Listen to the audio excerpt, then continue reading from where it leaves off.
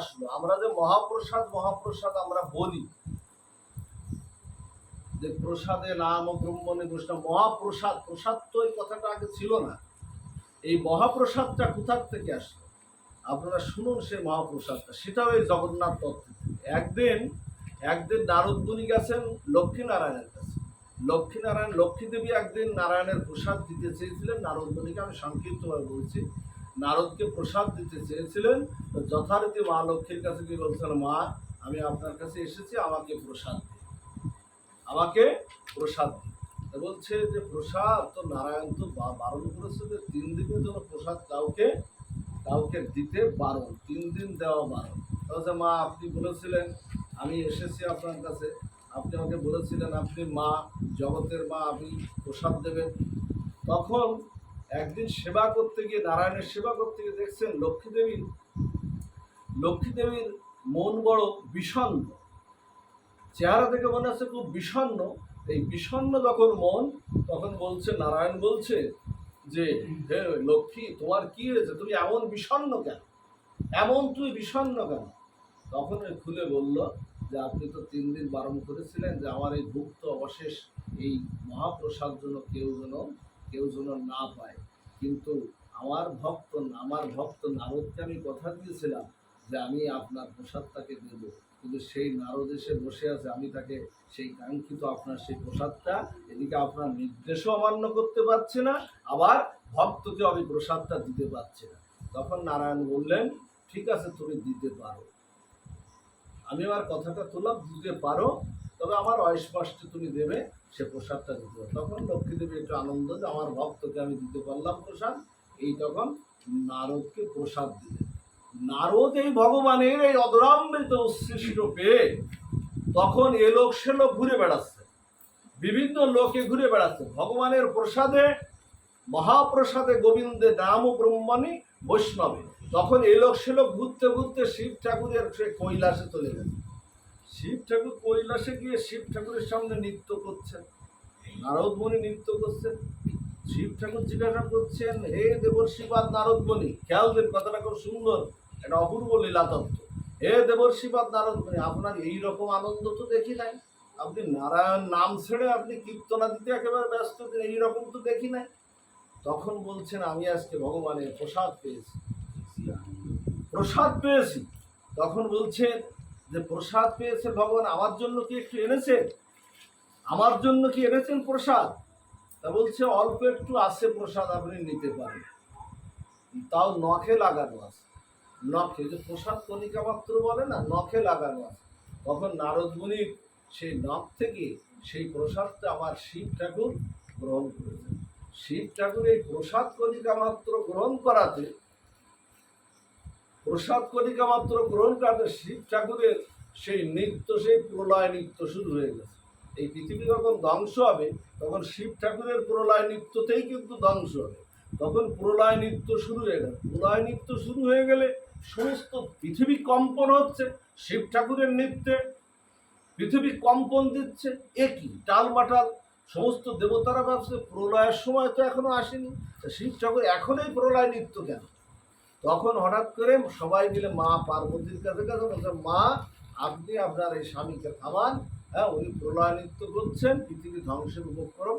তখন দেবী পার্বতীর কাছে বলছে, প্রভু আপনি সংযত হন, আপনি কৃপা করে বলুন কেন আপনার এই নৃত্য, অসময়ে কেন নৃত্য?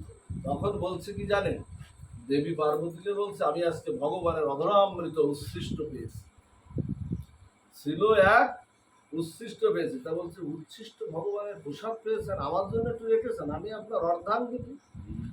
তার মানে স্বামী যে ভজন করবে স্ত্রী কিন্তু অর্ধেক পাবে, শাস্ত্রে এটা আছে। স্ত্রী যে ভজন করবে স্বামী কিন্তু তেমন পাবে না।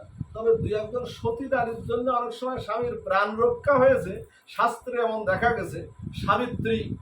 সাবিত্রী সত্যবানের প্রাণ রক্ষাটা করেছেন, এটা দেখা গেছে। বেহুলা লক্ষিন্দরের প্রাণ রক্ষা করেছেন। 2-1 সতী নারী তার স্বামীর প্রাণ বাঁচাতে পেরেছেন, কিন্তু ভজনটা পায় না। তো বলছে আমি আপনার অর্ধাঙ্গিনী, আমাকে না দিয়ে আপনি প্রসাদ পেয়েছেন। তখন শিব ঠাকুরও নৃত্য করছে, এবার দেবী পার্বতীও নৃত্য করছে। দেবতারা ভাবছে এ কি, মা পার্বতীকে ডেকে আনলাম, নিত্য ঠান্ডা করার জন্য, তো উনিও নিত্য শুরু করে দিয়েছে। এইবার আর পৃথিবী আর দেবী পার্বতীর সে অঙ্গের তেজ, দশপ্রহর আনধারিণী দেবী পার্বতী, সমস্ত তার অঙ্গের যে তেজ, এই তেজে সারা পৃথিবীতে তাপময় হয়ে যেতে লাগলো। তখন আর কি করলেন, তখন বললেন আর কারো কাছে যে লাভ নেই, সবাই মিলে দ্রুত চলো বৈকুণ্ঠ অধিপতি নারায়ণের কাছে চলো।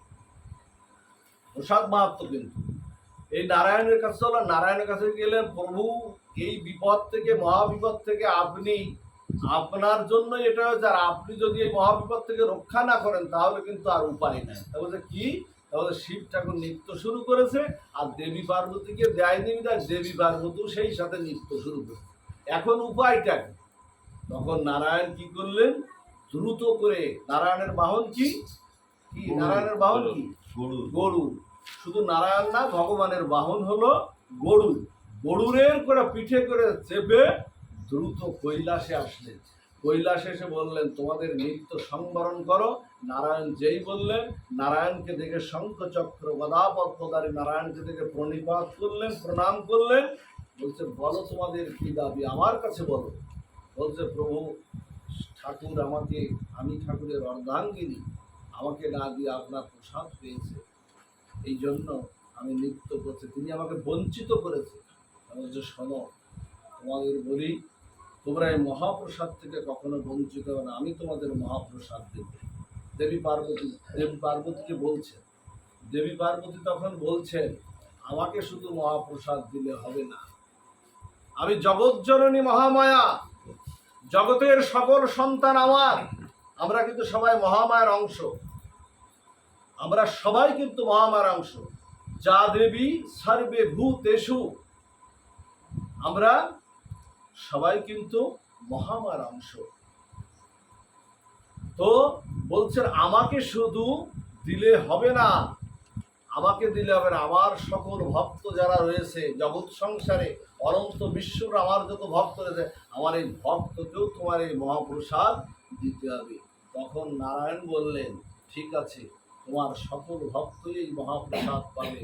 আসছে কলিযুগে, আসছে কলিযুগে আমি জগন্নাথ বলরাম সুভদ্রা হিসেবে আমি পূজিত হব। নীলাচল সেই শ্রীক্ষেত্রে পূজিত হব। সেখানে আমার 56 ভোগার 36 ব্যঞ্জন, 54 বার সেখানে ভোগ নিবেদন করা হবে। সেখানে এমন মহাপ্রসাদ দেওয়া হবে যে প্রসাদ কখনো ফুরাবে না। সেই প্রসাদ তুমি তোমার সকল ভক্তের জন্য উন্মুক্ত রেখো। এই জন্য জগন্নাথের মহাপ্রসাদ কখনো কিন্তু ফুরায় না। এ পর্যন্ত কেউ শ্রীক্ষেত্রে গিয়ে মহাপ্রসাদ বঞ্চিত হয়ে এসেছে এমন কোনো ভক্তকে শোনা যায়নি। আর শোনো, আমার এই প্রসাদ প্রথমে তোমাকে নিবেদন করা হবে, আমার নিবেদনের পরে, ভগবানকে নিবেদনের পরে তোমাকে নিবেদন করা হবে দেবী পার্বতী। আর তুমি থাকবে ওই মন্দিরে, আমার ওই এরিয়ার, আমার ওই যে শ্রীক্ষেত্রের যে মন্দির, ওই মন্দিরের মধ্যে তুমি বিমলা দেবী নামে খ্যাত হবে। ওখানে বিমলা দেবীর মন্দির আছে। কিন্তু বিমলা দেব, জগন্নাথকে যে প্রসাদটা নিবেদন হয়, ওই প্রসাদটা তারপরে কি হয়, ভগবানকে দিলে হয় প্রসাদ। আর ভগবানের ভক্তকে যখন ওই প্রসাদ দেওয়া হয়, সেটা তখন কি হয়, তখন মহাপ্রসাদটা কিভাবে হয়, ভক্তকে যখন দেয়, ভগবানকে বুঝতে হবে কথাটা, ভগবানকে দিলে হয় প্রসাদ, আর ওই প্রসাদটা ভক্তকে দিলে হয় মহাপ্রসাদ। তখন বিমলা দেবীকে ওই প্রসাদটা জগন্নাথকে দিয়ে তারপরে বিমলা দেবীকে দেওয়া হয়, এখনো প্রতিদিন সেইভাবে দেওয়া হয়। আর এই শিব ঠাকুর যেহেতু তোমাকে বঞ্চিত করেছে, শিব ঠাকুর থাকবে আমার এরিয়ার বাইরে, মন্দিরের বাইরে। শিব ঠাকুর আছে ওই পাঁচিলের বাইরে একটি জায়গায়, শিব ঠাকুরকে পরে দেওয়া হবে, বঞ্চিত করেছে তাই। সেই থেকে মহাপ্রসাদটা নাম হলো, ভক্তকে দেওয়ার সাথে সাথে সেটা মহাপ্রসাদে রূপান্তরিত হলো। জয় জয় জগন্নাথের মহাপ্রসাদ।